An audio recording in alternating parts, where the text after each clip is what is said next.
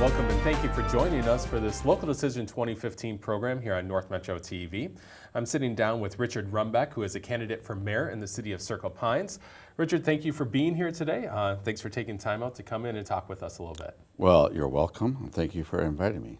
Well, let's just start with kind of giving you a chance to introduce yourself and tell us why you decided to run for this office.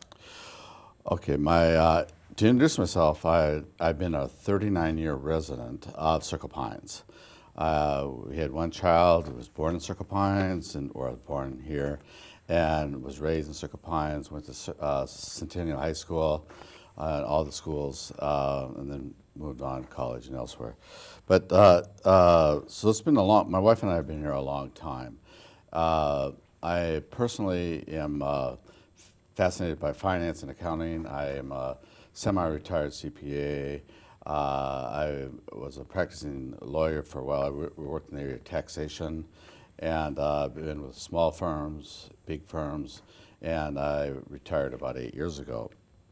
But why do I want to run is because the budget is what I call now out of control, and we have two things that are kind of colliding at once. One is the loss of our partners, Lino and the volunteer fire department. That's causing Circle Pines to have a massive explosion in the percentage of budget increase, which we have to support our local volunteer fire. But it's going to be $100,000, $150,000 for the next few years until we get that figured out. And then in the meantime, our police budget, out of control. We're spending on public safety over 50% now of our budget is public safety. In most cities, the North Metro is 25%. We are way out of control. Okay. Well, let's talk a little bit more about budget and taxes. I'm sure it's something that you've already said that you're interested in, and I'm sure you're talking with voters about. Right, because I have been on the city council for the last 4 years, and I have consistently voted against these budgets as they come out, but I'm the only person who's voted against these budgets. So give me your assessment of where the budget's at, and kind of first in that, tell me for you, what are the most important things in the budget that when you look at the budget, what are the most important things you think the city needs to be funding? We've got to do our basic functions, public safety, police, and fire. But there's there's a range of ways to deal with that. Circle Pines is committed to their roads and sewers, and we've taken care, since I've been there, we've really taken care of the worst of the problems, okay? But every 2 years, we're redoing roads, okay? That program cannot, I don't think can be continued in light of our exploding police budget. And so you kind of answered my follow-up question there a little bit, but let's talk about it a little bit more. When you look at the city budget, what areas, and now you've talked about some of them, but maybe give us some more specifics on what areas you would like to see trimmed or cut back, and how you would go about that? Well, people just don't understand how much we spend on police, okay? And of course, the big solution to that is because we need less police. Right now, we have about 64 hours per day of police coverage in Hugo, Ham Lake. They have 32 hours per day. They have one cop 24/7 plus extra cops coming through during the day. They have 7.5 people on their hired to be their police. We have 17, and we now have, as of last night, or Monday night, we just went to 3 managers instead of 2 managers in the police department. We are just moving in the wrong direction. We're a little city. We have to play nice with the bigger cities, and to get coverage and arrangements. We don't need the coverage we have right now, and it's costing us a fortune. We are wasting $500,000 to $700,000 a year. And our budget's $2.5 million. And we're wasting $700,000 to maybe $500,000 if you wanted to do some other services. $500,000 a year. That's 25% of the. Well, it's not. It's 20% of the budget. 20% of the budget, excess, because most cities pay 25% total for fire and police. We're paying almost 50%. I mean, we're paying over 50% for both. And continuing that discussion about public safety and more specifically about the fire district, with Lino Lakes leaving, and you've talked a little bit about this, but is the shared fire district model still viable for your community going forward? Now that Lino Lakes isn't going to be there? We have joint powers. And remember now, these are wonderful volunteers. So we're starting from a very low cost threshold to begin with. We were paying $160,000 a year. And because Lino left, our share is going to go to over $250,000, $280,000 a year probably. We've approved that budget just this last week. So the fact that Lino's leaving is costing us about $150,000 a year. But because we have these wonderful volunteers as the base core, it's a very, very cost-effective way to do it, and we share the overhead with Centerville. I don't understand how Lexington does their own fire, but they do, and I don't think it's cost-effective at all to a small city to have their own fire department. Switching topics to something else, when you look at development in the city, I know Circle Pines is pretty much 100% built out as a city. Are there things you would like to see done as far as redevelopment, or things you'd like to see as far as commercial or residential development in the city?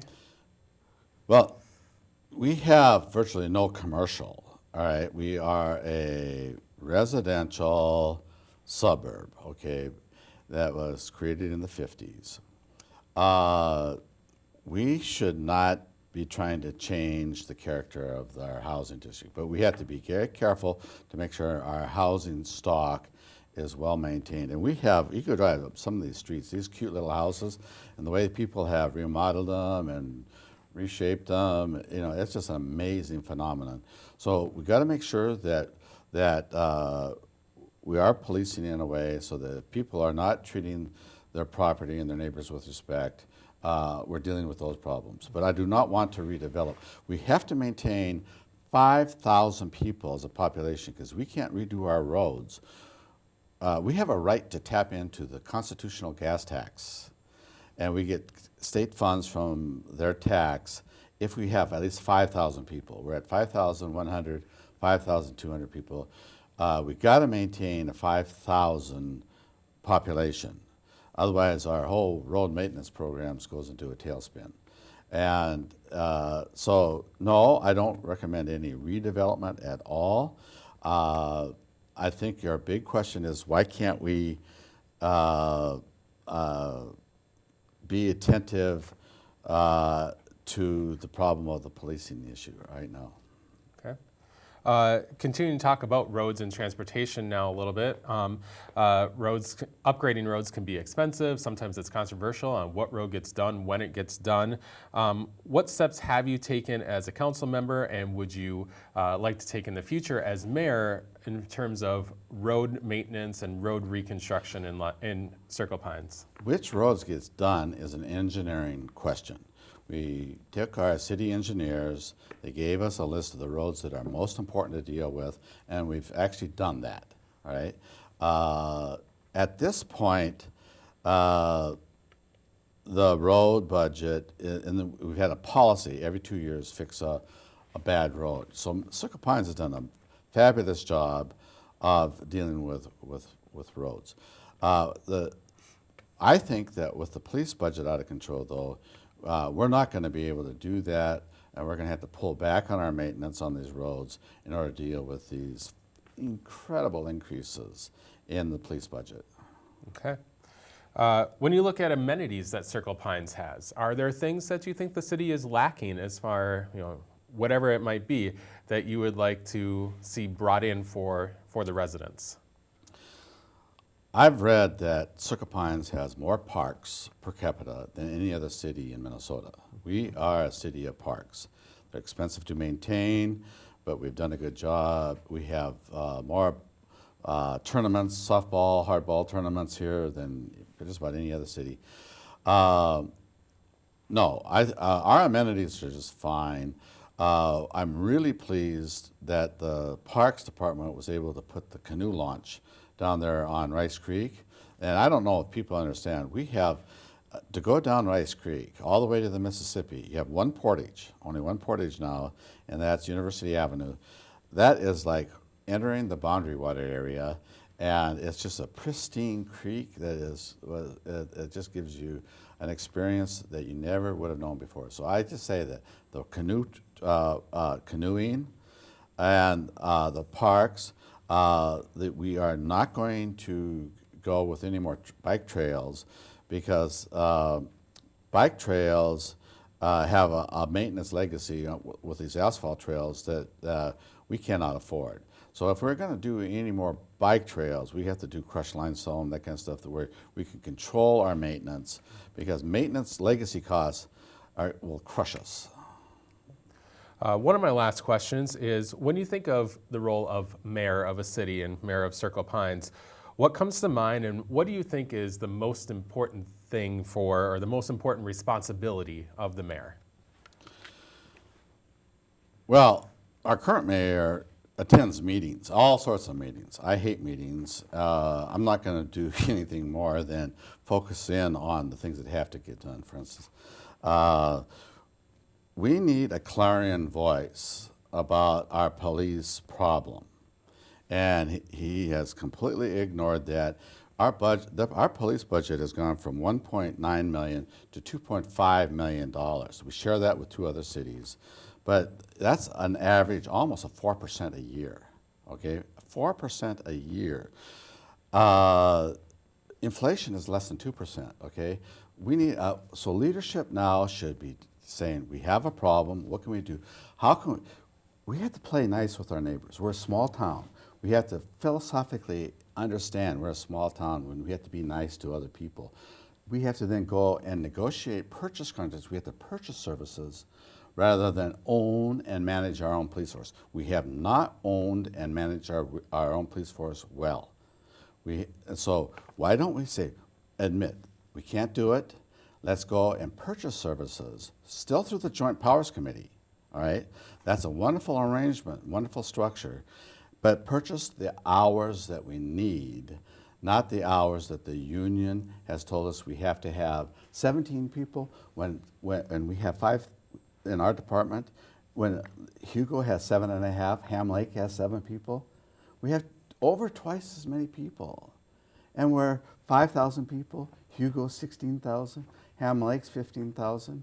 It's ridiculous what we're paying. It's just gonna, and we need a mayor who's gonna articulate the fact that we can maintain a wonderful life experience here, but we will control our costs. We will control our costs. Okay. Let's finish up today. Just simply kind of give us your 30-second at the door stump speech. Why should a resident of Circle Pines vote for you? A Circle Pine resident should vote for me if they've got one of those speed trap tickets. Their police have gone into the equipment check into their driveways. You didn't wear a seatbelt as you came out of the bank. You know, all those people are my constituents. They should be voting for me because they understand we have too many police and there's too many police-initiated contacts, all right? I want people to vote for me that wants to say we can manage and we can reduce our budget by $500,000. That's on a $2.5 million budget. That's a 20% decrease, all right? And we still are going to be safe and happy, all right? When you have good housing stock and good people and kids being grown up in our community, we're going to have our good schools too. That's critical to that. So we got the good schools. If they want to live in Circle Pines where there's no commercial base, it's just a residential experience with parks and creeks, lakes. I'm their guy. Okay, because I am the only one that's talking about this. Well, Richard, thank you for taking some time today, coming in here and discussing your opinions and views with us. I appreciate it. You're welcome. Thank you for having me. I want to thank you for watching this Candidate Spotlight. Remember, head to northmetrotv.com for our complete local decision coverage this fall. I've been your host, Ben Hale. Thank you for watching.